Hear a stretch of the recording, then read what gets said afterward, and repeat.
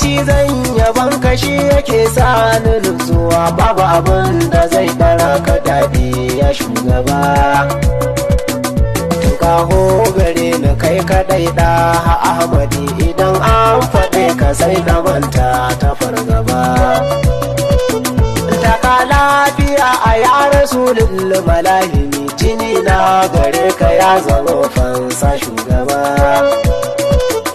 Ina son ka shugaba habibi Muhammadi, ba wai dan na burgewa na kowace nan gaba.